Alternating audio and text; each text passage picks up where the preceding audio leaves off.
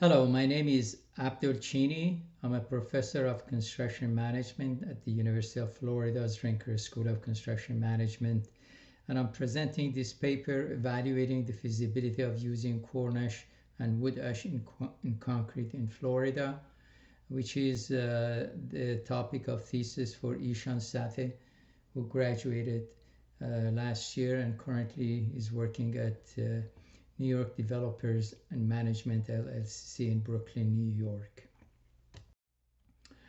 Our presentation is divided into research question, goals, methodology, supplementary cementitious materials, feasibility of using corn and wood ash, and finally recommendations. The question that we were trying to answer in this research was, is it feasible to use corn ash and wood ash as a substitute for fly ash in production of low-strength concrete in Florida? The goals was one, to reduce the carbon emission of concrete production by replacing cement with cementitious material. The second one is that reduction in the amount of waste wood being landfilled in Florida. So wood ash that's being landfilled, we want it to be used in production of concrete, and demonstrate the feasibility of using corn and wood ash in production of low strength concrete in Florida. Our methodology was a mix of quantitative and qualitative research. On the quantitative side, we collected data on properties of corn ash and wood ash and the test results on their use in concrete to demonstrate the feasibility of using them as a substitute for fly ash in production of low-strength concrete in Florida. And then we calculate and compare the environmental impacts and cost of using fly ash, corn ash, and wood ash in production of low-strength concrete in Florida. Well, the issues, one was that cement consumption and carbon emission due to population increase, urbanism, and better infrastructure facilities, a lot of carbon emission due to large consumption of concrete. The second was reduction in generation of fly ash due to the decreasing reliance on using coal power plants. And finally, there are plenty of wood ash available in Florida that are being landfilled. So if you look at the chart here, shows that about 85 million metric tons of cement is produced in 2016 in Florida, in the United States. And this is part of 4,100 million metric ton that's worldwide, cement produced worldwide. And we know that production of cement, 1 ton of cement generates about 0.73 to 0.99 ton of CO2. So that's a big issue.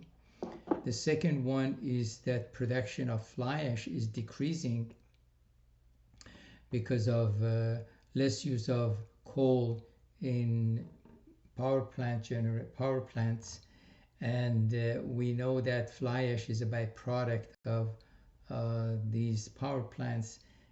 And if we want to use fly ash in concrete, and if the production of fly ash reduces, shortly we'll have shortage of fly ash.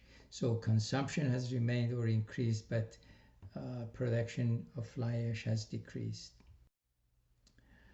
The next one is that wood ash is produced in Florida, plenty of wood ash in biomass plants or in mill plants, pulp mill plants, but more than 70% of this wood ash currently is being landfilled, so we're trying to find a use for it. And finally, if you look at corn ash, basically if you use corn cob and corn stovers in biomass plants, then their ash has some pozzolanic properties and could be used as a pozzolanic material in concrete. And in Florida, we have some corn production.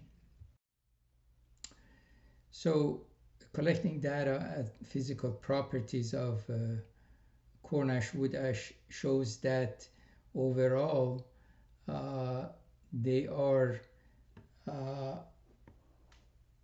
not comparable with wood ash, with fly ash, but they're acceptable. If you look at the specific gravity, look at pH, and look at moisture content and bulk density, these are the physical properties. Now, the moisture content of corn ash depends on the type of combustion process and the percentage of corn cob leaves and stalks. On the pH side, wood ash pH varies, indicating varying levels of alkalinity, and the range of a specific gravity for wood ash is due to the varying percentage of chips, sawdust, and bark in the wood waste. Looking at chemical properties, currently we used ASTM C16 that is developed for fly ash, and looking at the requirement, more than 70% of the ash should be silica, alumina, and calcium content to be a good pozzolan. For corn ash, this is about 89%, wood ash about 62.4%, which is close. When it comes to loss of ignition, ASTM requires that to be under 6%, but it is not for wood ash and fly ash.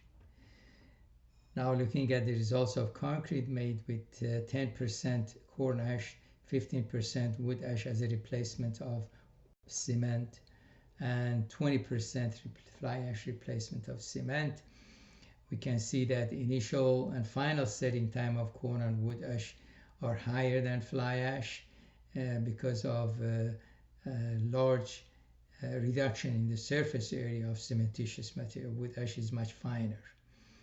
And the slump value for wood ash is very low, indicating that it's not workable and use high water reducing admixtures. For compressive strength, although they're smaller than fly ash, but they are close to meeting 21 megapascal requirement. We wanted to look at the environmental impact, which basically was transportation, because all these three are byproducts. Therefore, you don't use any carbon in their generation because they're byproduct. However, for transportation, that you have to consider that. So this shows that depending on location and based on current plant that generate wood ash, fly ash, and corn ash in Florida, if looking at Orlando or Miami, then the metric ton carbon equivalent per ton for transportation of fly ash in Orlando is minimum. For wood ash, Miami is minimum.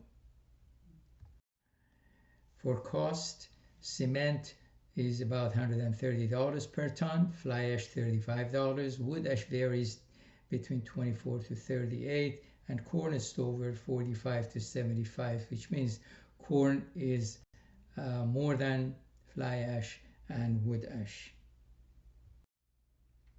So if you want to make recommendations based on this study, the first one is corn ash and wood ash can be suitable replacement to fly ash in low strength concrete application because of physical and chemical properties of the ash, as well as concrete made with a small percentage of those.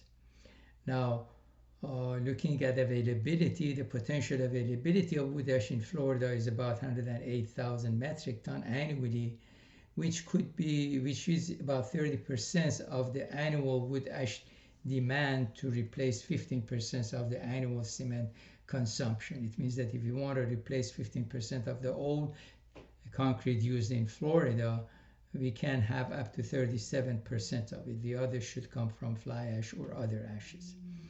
However, corn ash potential availability is only 3%.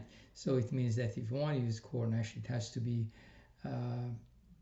we have to get it from other states. Overall, wood ash meets the feasibility criteria: physical, chemical properties, availability, environmental impacts, and costs to replace fly ash in production of low strength concrete in Florida. But corn ash Availability is limited and it costs more than fly ash and not a feasible substitute for fly ash replacement. That ends our presentation. Thank you for listening.